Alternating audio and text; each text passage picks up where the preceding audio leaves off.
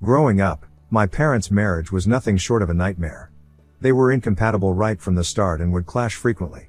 Imagine those volatile high school relationships where couples are constantly breaking up and getting back together, but my parents, instead of being able to walk away, were stuck in the same house, bound by marriage.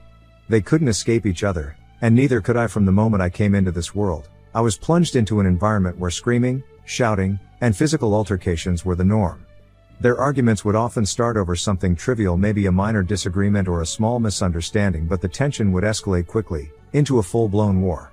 It wasn't uncommon for these fights to become physical, with them hitting each other or throwing objects across the room. The sound of glass shattering or a heavy object slamming against the wall became as familiar to me as the loud sound of the TV playing in the background. As a young child, I could never understand why my parents were always so angry with each other. All I knew was that their fights terrified me. Whenever they started yelling, my instinct was to cry. It was the only way I knew how to express the fear and confusion that their anger caused. But my cries for comfort or for them to stop were only met with more anger. They would turn their rage on me, shouting at me to be quiet, to stop crying. As a result, I quickly learned that my emotions were not safe to express, that even my fear and sadness were unwelcome in my own home. Hence, I stopped feeling safe around my own parents. The two people who were supposed to protect me and make me feel secure were the very ones who made me feel the most vulnerable and afraid. I couldn't trust them to keep me safe because they couldn't even keep themselves from hurting each other. As I grew older, I developed coping mechanisms to shield myself from the chaos. Whenever the fights began, I would retreat to the nearest safe space I could find, usually my bedroom or a bathroom, any place where I could lock the door and put some distance between myself and their fury. In those small, enclosed spaces, I would try to drown out the sounds of their fighting, sometimes covering my ears or burying my head under a pillow. Fortunately, things began to change when my maternal grandparents stepped in. They had been quietly observing the destructive pattern of my parents' relationship for years, and I think they finally reached a breaking point. Realizing how deeply my parents' constant fighting was affecting me, they decided to take action. My grandparents, along with other concerned family members, organized an intervention, a moment where everyone came together to confront the situation head-on. During this intervention, my parents were given an ultimatum: either they seek professional help through marriage counseling, or they separate. For the first time, it felt like someone was truly seeing the damage their relationship was causing, not just to themselves but to me as well. The intervention wasn't just about saving their marriage, it was also about saving me from the ongoing emotional turmoil. My family made it clear that the toxic environment was taking a severe toll on my mental health, and something had to change. Reluctantly at first, but eventually with some hesitation, my parents agreed to start marriage counseling. The process was slow and often painful for them, but over time, we could see that it was making a difference. The intense, explosive fights between my parents became less frequent, and when disagreements did arise, they were more controlled, more focused on communicating rather than attacking each other. It was as if they were slowly learning a new language, one of understanding and respect, instead of anger and blame. Gradually, our home became a quieter place, not filled with the constant tension and fear that had been the norm for so long. However, as their relationship began to improve, I started noticing something that left me feeling confused and a little hurt. My parents seemed to be pulling away from me. Before, even amidst their chaos, there had been some semblance of involvement in my daily life. My mom used to make breakfast for me, and my dad would drop me off at school, small gestures that showed they were still taking care of me in their own way. But as they focused more on repairing their marriage, these gestures began to disappear. Suddenly, my mom stopped waking up early and making me breakfast. My dad no longer insisted on driving me to school and would make excuses that he was too busy. Instead, they would hand me some money and tell me to take the bus or buy lunch if I needed it. It was a strange and unsettling experience. On one hand, I was relieved that the fighting had lessened and that our home was no longer a battleground. But on the other hand, I felt a new kind of loneliness. I understood that they were going through a lot, but I couldn't shake the feeling that I was being left behind, that in their attempt to fix what was broken between them, they had somehow forgotten about me. As time went on, my parents' focus on their relationship continued to grow, but it seemed to come at the expense of their relationship with me. They started going out more often, just the two of them, leaving me behind. They would head out for dinners or date nights, something they had never done before, and I was left at home, told to eat whatever leftovers I could find in the fridge. They also stopped asking me about my grades or showing any interest in how I was doing at school. I remember the few times I would excitedly share some good news about a grade I had worked hard for, hoping to get a smile or a word of praise.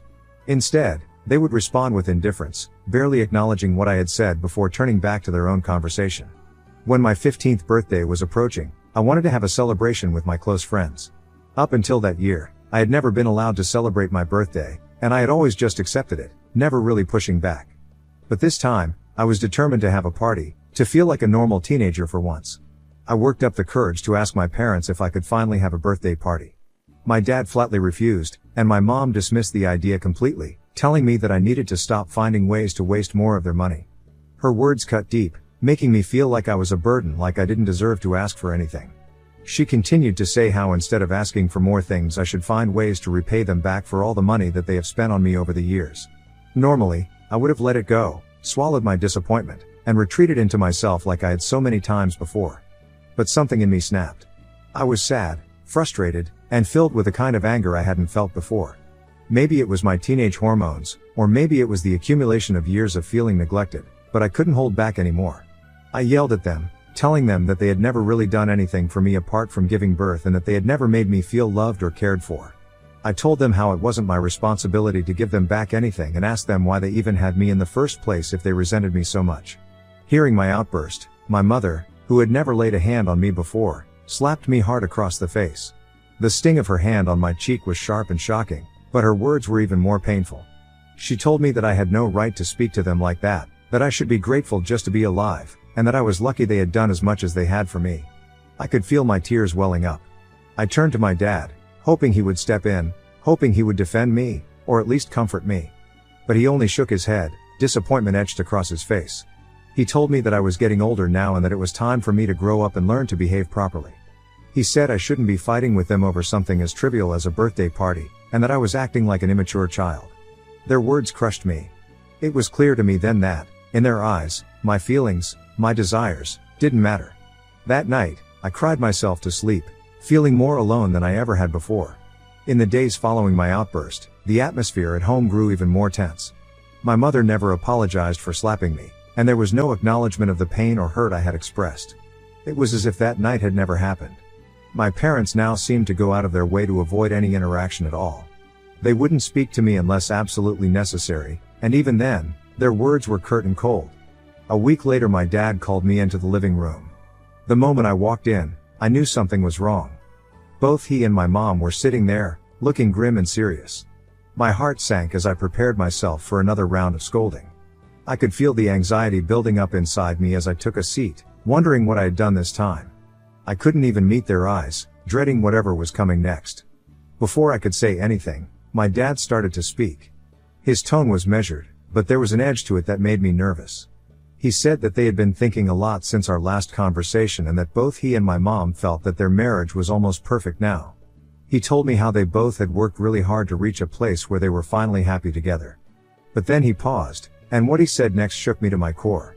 He continued, saying that there was still one major issue standing in the way of their happiness, one big failure that they needed to address in order to truly move forward towards a happy marriage. My dad then looked me in the eyes and said I was the failure in their life. I sat there, frozen, trying to comprehend what he was saying. He said it so simply, so matter-of-factly, that it almost didn't register at first. He continued to say that they believed their marriage could be absolutely perfect if not for the burden of raising me. As I sat there, my heart pounding in my chest, my mother jumped in, her voice sharp and laced with bitterness. She said that having me around the house was a constant reminder of how much they disliked me, and that I was the reason they had almost gotten divorced. My dad explained that they had me when they were young and didn't really have a choice in the matter. Over the years, they had grown to detest the role of being parents, but neither of them had been able to admit it to the other. This unspoken resentment, he said, was the root of many of their fights. He went on to tell me that after they started going to counseling, both of them quickly realized that they shared the same feelings of dislike toward me, their own child. They had then tried to salvage their marriage by emotionally distancing themselves from me, but apparently, that wasn't enough. My recent rebellious behavior had been the final straw for them. It had made them realize just how much of an inconvenience I was in their lives. They wanted to start fresh, to live their lives without being reminded of what they now saw as the biggest regret of their relationship. I sat there, paralyzed by the weight of their words, as if time had slowed down and everything around me had lost its meaning.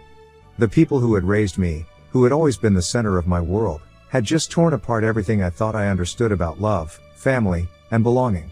As if this wasn't enough, my mother then went on to announce that they wanted me to move in with my grandparents soon. She continued, almost nonchalantly, saying that if my grandparents didn't want to take me in just in case, then I would have to figure something out on my own.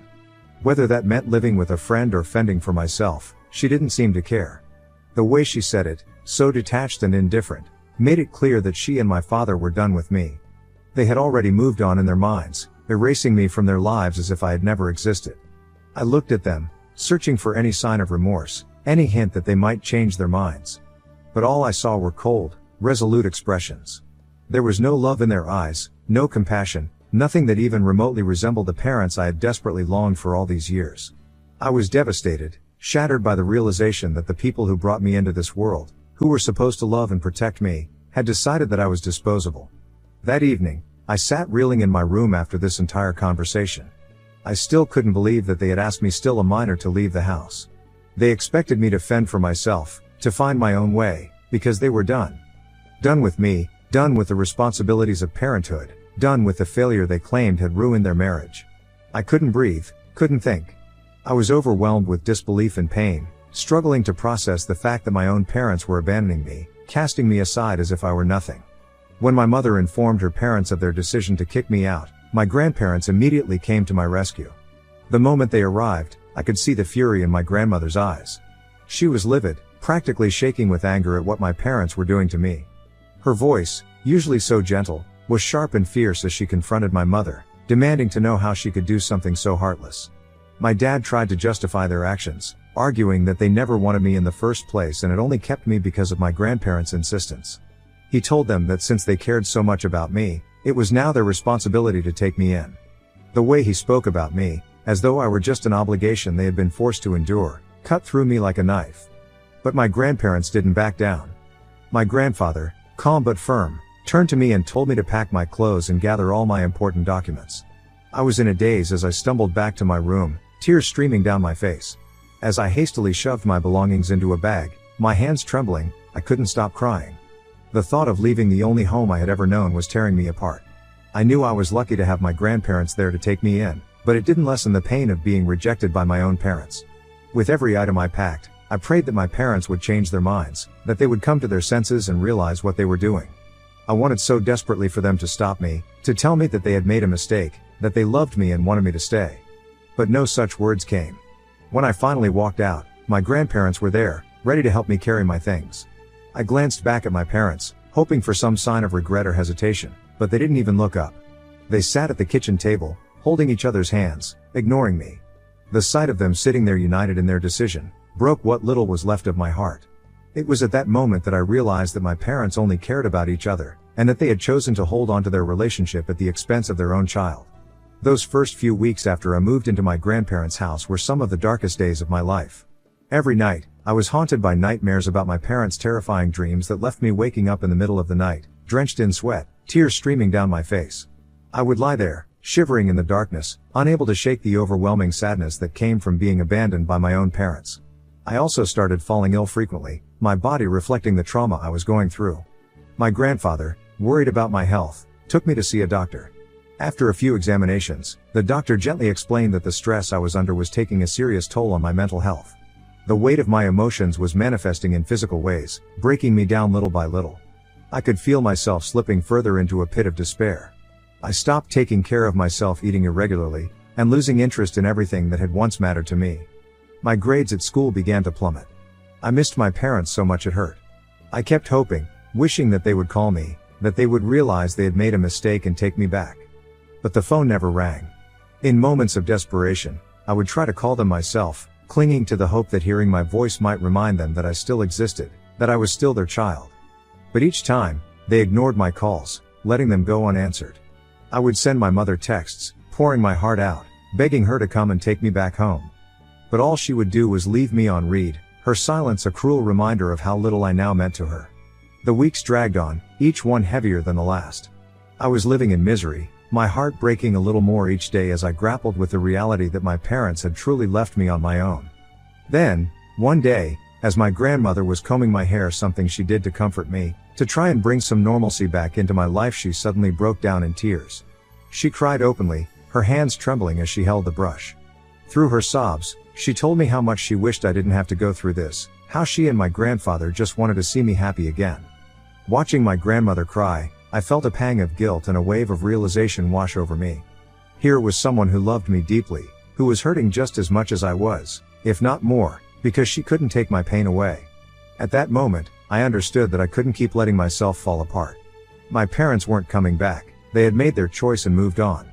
As much as it broke my heart to accept it, I knew I had to make peace with that truth.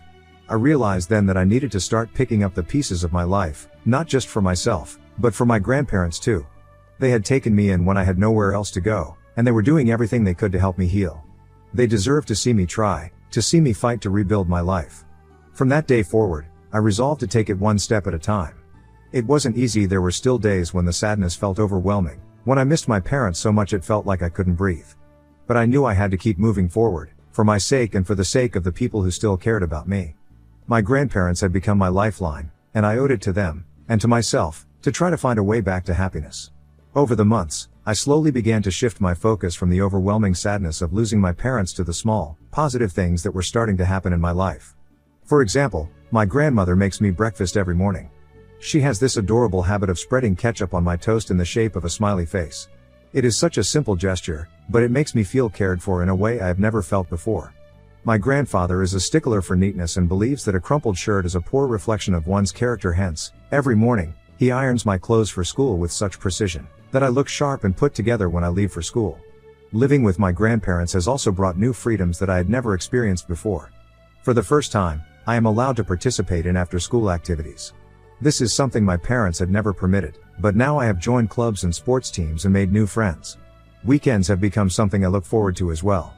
My grandparents always encouraged me to hang out with my friends, something that had always been limited before. I am finally able to go out, have fun, and just be a teenager without the constant feeling of being judged. As time has gone on, I have found myself thinking less and less about my parents. The pain is still there, of course, but it doesn't consume me like it used to. My grandparents have successfully created an environment where I feel safe, valued, and loved. Slowly but surely, their home has become my home. It's been 6 months now since I moved out of my parents' place. Other relatives from both my mother's and father's sides have continued to visit me regularly. Word quickly spread through the family about what my parents had done, and the shock and anger were almost universal. One by one, everyone has cut off contact with my parents after confronting them about their decision to abandon me. Sometimes, I do hear bits and pieces about my parents' lives from some of my cousins. Apparently, my absence has brought them closer together. They even went on a cruise recently, enjoying the newfound peace in their marriage. Hearing that stung, but I tried to push the thoughts away. I hadn't reached out to them in months, determined to move on and focus on the life I was rebuilding with my grandparents. Then yesterday, something happened that I never expected. My phone rang, and when I glanced at the screen, I felt my heart stop. It was a call from my mom. For a moment, I thought I was dreaming, a cruel trick of my mind, but no matter how many times I rubbed my eyes, the phone kept ringing. My hand trembled as I picked it up, my heart pounding in my chest. When I finally answered, the first thing I noticed was the sound of her breathing on the other end. It was shaky and uncertain. After what felt like an eternity of awkward silence, she spoke. Her voice was softer than I remembered, almost hesitant, as she asked how I had been doing.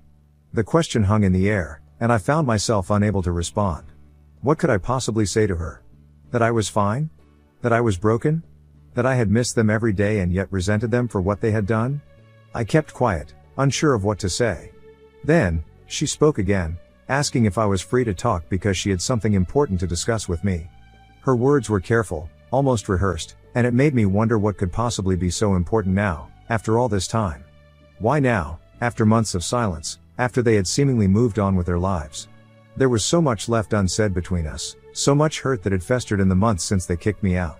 I wasn't sure if I was ready to hear what she had to say, but I also had a faint, painful hope that maybe, just maybe, she was reaching out to make amends. I asked her what it was that she wanted, trying to keep my voice steady despite the whirlwind of emotions surging inside me.